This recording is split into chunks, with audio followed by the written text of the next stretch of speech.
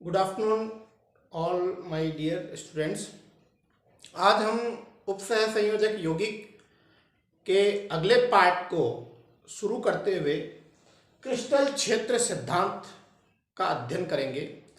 क्या है तो मैंने आप लोगों को बताया था, उपसह संयोजक यौगिकों में बंधन को समझाने के लिए दो सिद्धांत दिए गए थे बेसिकली। उनमें से पहला सिद्धांत जो था सहसंयोजक बंध सिद्धांत था, जो हम पिछली क्लास के अंदर पढ़ चुके हैं अच्छे से, उसकी प्रॉब्लम्स भी हम सॉल्व कर चुके हैं। आज जो है हम सहसंयोजक यौगिक में बंधन को समझाने के लिए एक नया सिद्धांत दिया गया था जिसका नाम है क्रिस्टल क्षेत्र सिद्धांत। अब क्रिस्टल क्षेत्र सिद्धांत को हम शॉर्ट के अंदर क्रिस्टल फील्ड थ्योरी बोलते हैं, तो इसको शॉर्ट में CFT भी हम कहते हैं। एक एक बिंदु हम इसके पढ़ेंगे।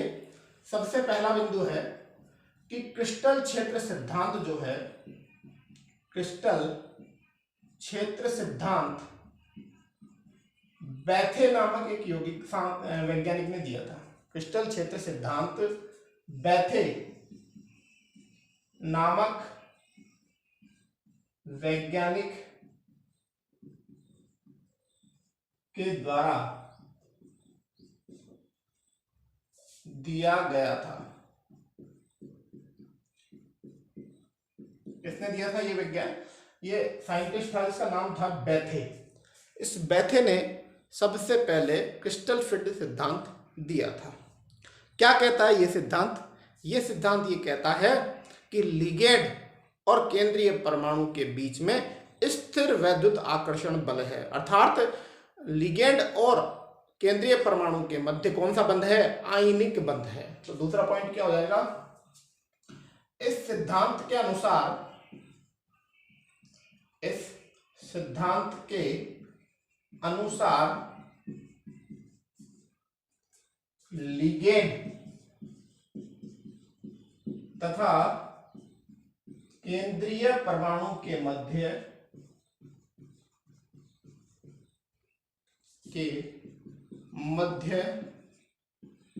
स्थिर वैद्युत आकर्षण बल उपस्थित होता है।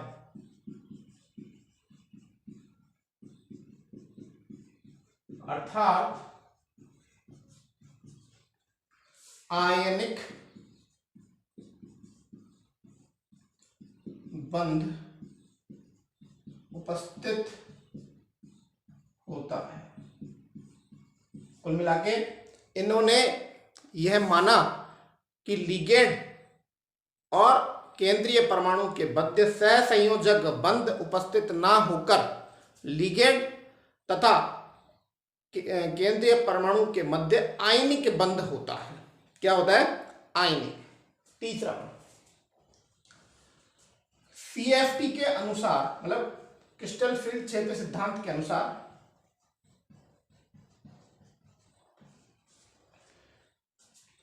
इन्होंने लिगेंड को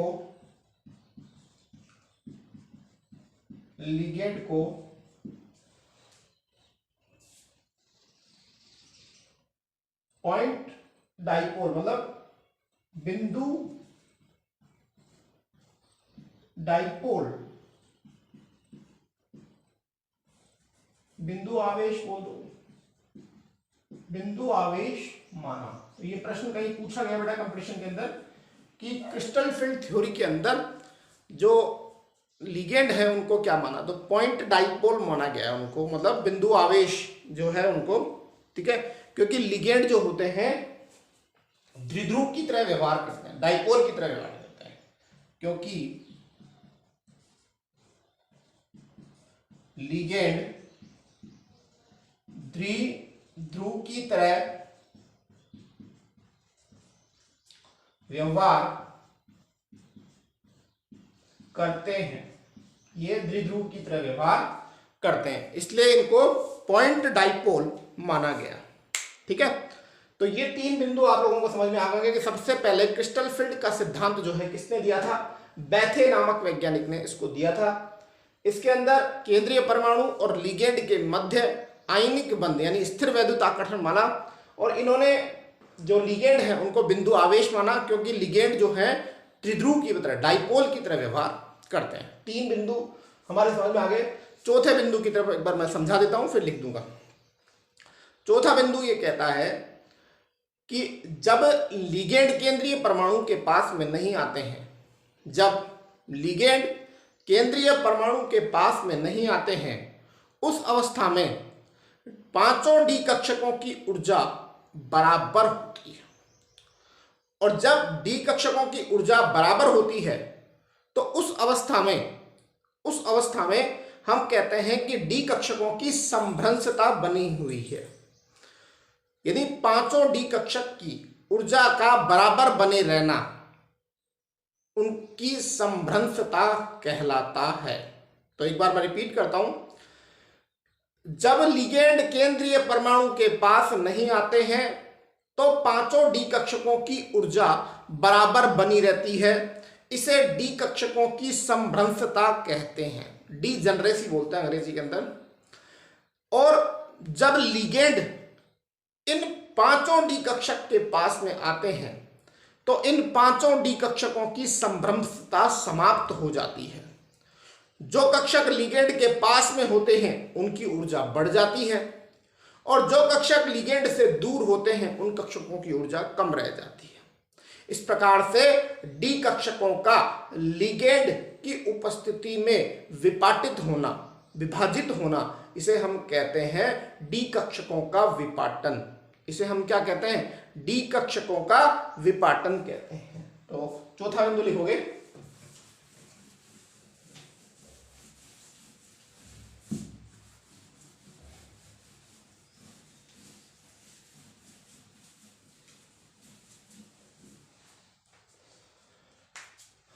जब लिगेंड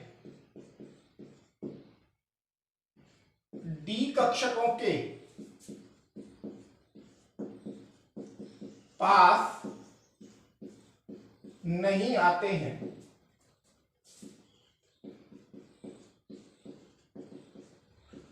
उस स्थिति में सभी पांचों डी कक्षकों की ऊर्जा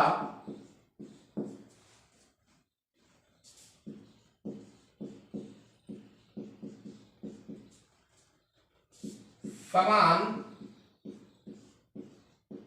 बनी रहती है।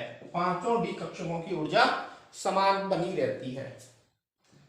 इस प्रकार पांचों डी कक्षकों की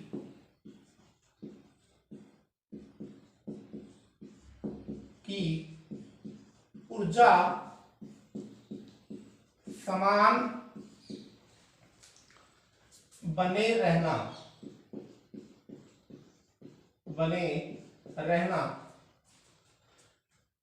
डी कक्षकों की समभ्रंशता कहलाती है। डी कक्षकों की समभ्रंशता कहलाती है। मतलब जब डी कक्षकों की पांचों की ऊर्जा बराबर रहती है तो उसे हम कहते हैं भाई डी कक्षकों की समभ्रंशता बनी रहती है। ठीक है, तो ये पॉइंट नंबर कौन सा हो गया? 4। ठीक, पॉइंट नंबर 5, जब इन डी कक्षकों के पास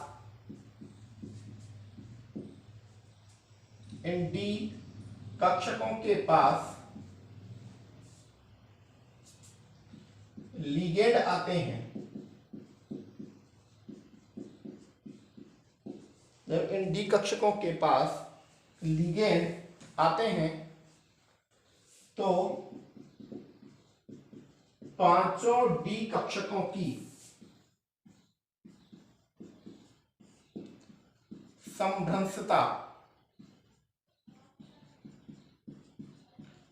समाप्त हो जाती है।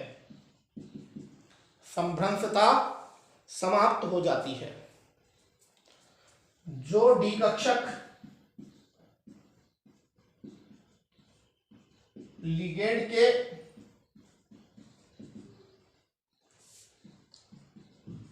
पास होते हैं, जो डी कक्षक लिगेंड के पास होते हैं उनकी ऊर्जा बढ़ जाती है तथा जो लिगेंड जो कक्षक सॉरी जो डी कक्षक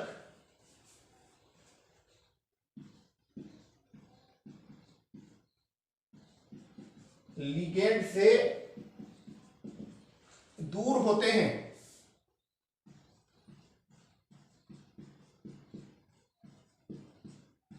उनकी ऊर्जा कम होती है। तो देखिए जब डी कक्षक जब पांचों डी कक्षक लिगेंड से दूर होते हैं तो उनकी ऊर्जा बराबर बनी रहती है, इसे डी कक्षकों की संभ्रंशता कहते हैं। लेकिन जैसे ही लिगेंड डी कक्षकों के पास में आएंगे तो इनकी संभ्रंशता क्या हो जाती है, समाप्त हो जाती है। और जब संभ्रंशता समाप्त हो जाती है तो कुछ की तो ऊर्जा जो लिगेंड से दूर पास होते हैं उनकी तो ऊर्जा बढ़ जाती है और जो दूर होते हैं उनकी ऊर्जा कम हो जाती है। इस प्रकार डी कक्षकों के विपाटन को, छठा पॉइंट, इस प्रकार डी कक्षकों के विपाटन को क्रिस्टल क्षेत्र विपाटन कहते हैं। क्रिस्टल क्षेत्र विपाटन कहते हैं। तो ये आप लोगों को समझ में आ रहा होगा क्रिस्टल क्षेत्र विपाटन क्या होता है। तो अब इसको अपन ब्लॉक डायग्राम के थ्रू देखते हैं कैसे यह विपाटन होता है। उतार लीजिए आप लोग इसी को, सभी को।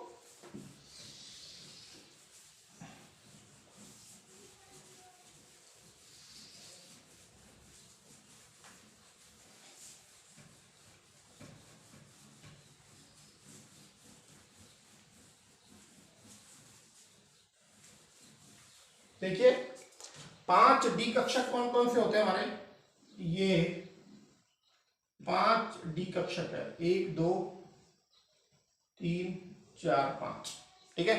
इनमें एक कक्षक D x Y, D x Z और डी वाई जेड। ये आपका D x square Y square और ये आपका डी जेड स्क्वायर। तो ये 5 कक्षक हैं, D x Y, D x Z, D Y Z, D x square Y square और D Z square. These are 5 D orbitals.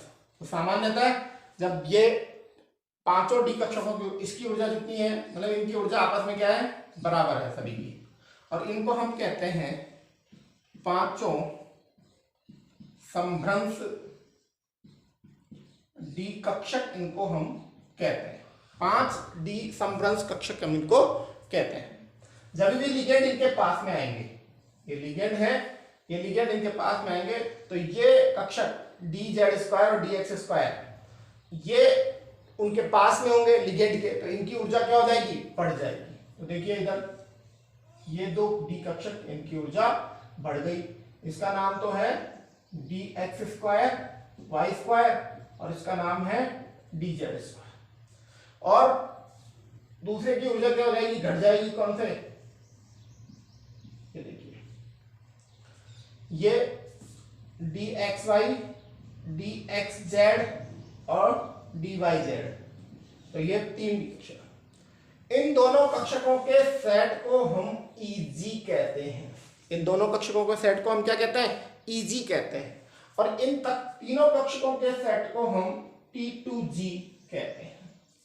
इसको T2G कहते हैं, इसको EG कहते हैं। और इन दोनों के बीच के जो ऊर्जा अंतराल है, इस ऊर्जा अंतराल को हम डेल O से रिप्रेजेंट करते हैं। O का मतलब है अष्टफलकीय, और वैसे इस ऊर्जा का नाम है क्रिस्टल क्षेत्र विपाटन ऊर्जा। क्रिस्टल क्षेत्र विपाटन ऊर्जा इसको हम कहते हैं।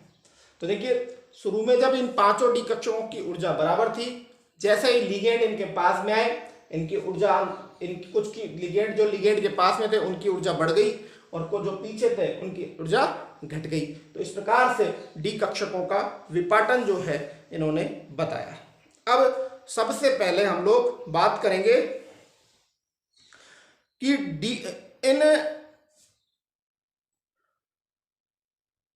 ये विपाटन कितना होगा।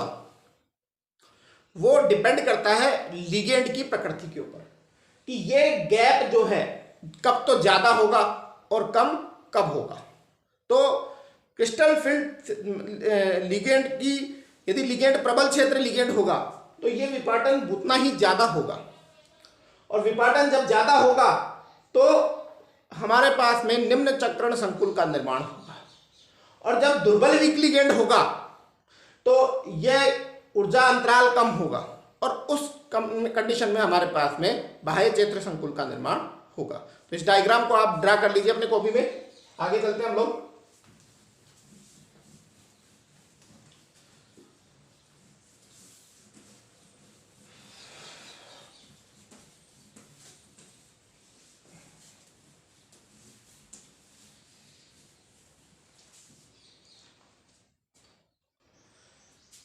अगला पॉइंट 7वां है, विपाटन मुख्यतः लिगेंड की प्रकृति पर, लिगेंड की प्रकृति पर निर्भर करता है। यदि लिगेंड की प्रकृति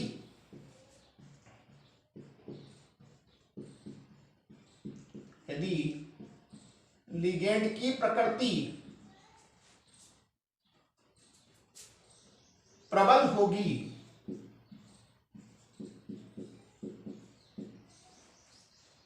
तो विपाटन का मान अधिक होगा, ऊर्जा अंतराल अधिक होगा, ऊर्जा अंतराल अधिक होगा। ऊर्जा अंतराल का मान क्या होगा? अधिक होगा। तथा अंतः चक्रण संकुल का निर्माण होगा, अंतःचक्रण संकुल का निर्माण होगा। 8वां पॉइंट, यदि लिगेंड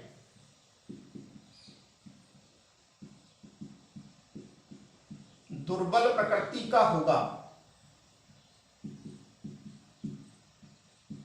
यदि लिगेंड दुर्बल प्रकृति का होगा तो ऊर्जा अंतराल कम होगा तथा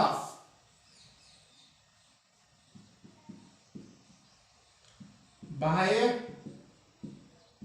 चक्रण संकुल का निर्माण होगा। तो ये हमारे पे निर्भर करता है कि कब बाह्य चक्रण संकुल का निर्माण होगा, कब अंतर चक्रण संकुल का निर्माण होगा। यदि हमारा लिगेंड प्रबल है तो वो Eg और T2G का गैप क्या होगा? बहुत बड़ा होगा। यदि लिगेंड हमारा मजबूत प्रकृति का है, प्रबल प्रकृति का है, तो Eg और T2G के बीच का अंतर अधिक होगा। और Eg और T2G के बीच का अंतर यदि अधिक होता है तो उस कंडीशन के अंदर अंतःचक्रण संकुल का निर्माण होगा। और यदि मान लो लिगेंड की प्रकृति दुर्बल है तो लिगेंड की प्रकृति दुर्बल होने पर Eg और T2G के बीच का जो गैप है वो कम होगा और उस कंडीशन के अंदर बाह्य चक्रण संकुल बनने की संभावना अधिक होगी। तो ये आप लोगों को सामने मैंने बता दिया। अब क्रिस्टल फील्ड थ्योरी ने हमें एक लिगेंडों का क्रम दिया जो ये बताता है कि कौन सा लिगेंड तो सबसे प्रबल है और कौन सा लिगेंड जो है दुर्बल प्रकृति का है। ये किसने हमको बताया? हमको बताया ये जो है क्रिस्टल फील्ड रिपार्टन मतलब सीएफटी ने, क्रिस्टल फील्ड जो थ्योरी थी उसने हमें बताया। तो देखिए अगला पॉइंट, जो भी 9वां पॉइंट, 8वां 9वां जो भी है, सीएफटी ने लिगेंड को, सीएफटी ने लिगेंड को प्रबलता के क्रम में एक सीरीज दी या श्रेणी दी जिसे जिसे स्पेक्ट्रोकेमिकल सीरीज कहते हैं या स्पेक्ट्रो रासायनिक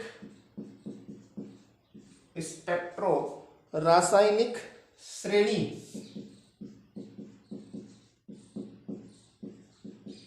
कहते हैं, जिसे स्पेक्ट्रो रासायनिक श्रेणी कहते हैं। ठीक है, मतलब लिगेंड को क्रम में लिखाया, वो क्रम मैं आप लोगों के सामने लिखने जा रहा हूं।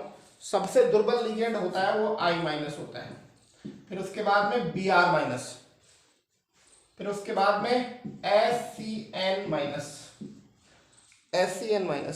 फिर उसके बाद में Cl-, फिर उसके बाद में N3-, उसके बाद में NO3-, के बाद में F-, फिर उसके बाद में OH-, फिर उसके बाद में C2O4-2, उसके बाद में H2O, फिर NCS आइसोथायोसाइनो, फिर EDTA,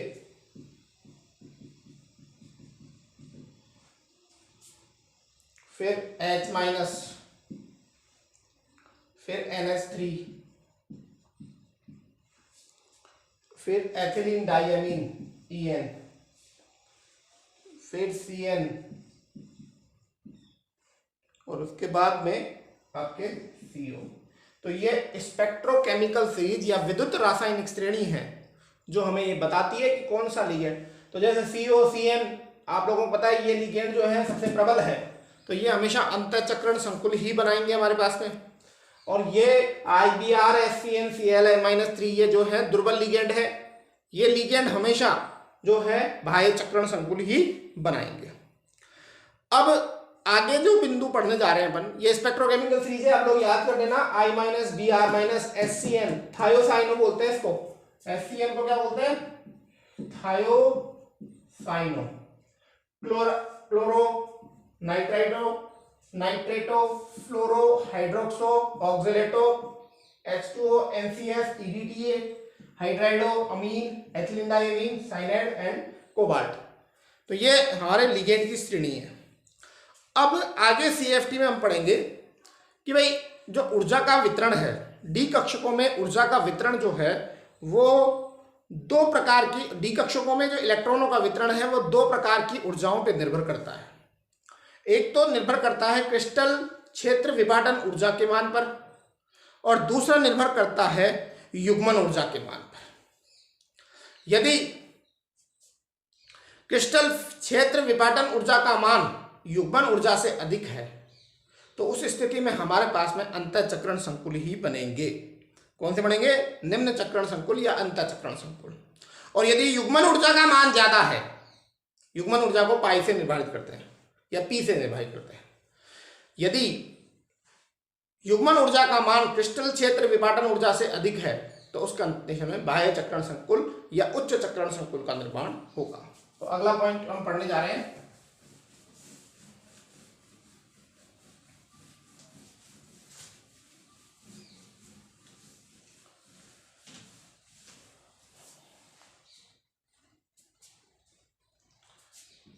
डी इलेक्ट्रॉनों का वितरण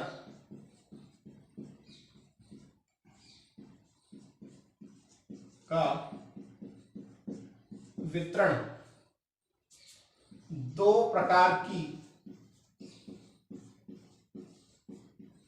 ऊर्जा पर निर्भर करता है। डी इलेक्ट्रॉनों का वितरण दो प्रकार की ऊर्जा पर निर्भर करता है। नंबर फर्स्ट CFSE यानी क्रिस्टल क्षेत्र विपाटन ऊर्जा,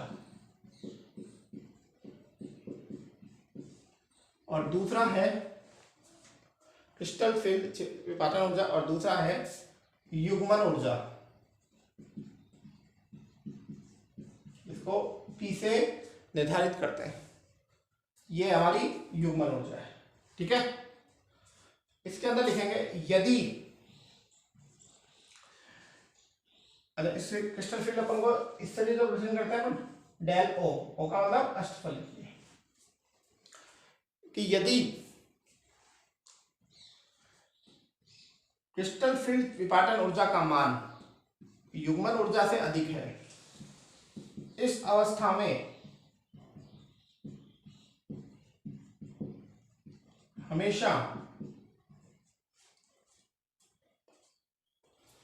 निम्न चक्रण संकुल का निर्माण होगा।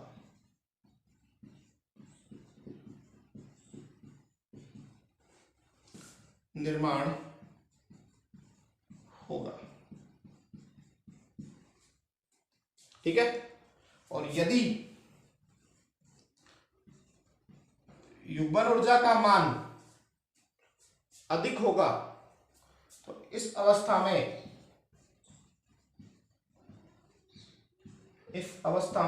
हमेशा उच्च चक्रण संकुल का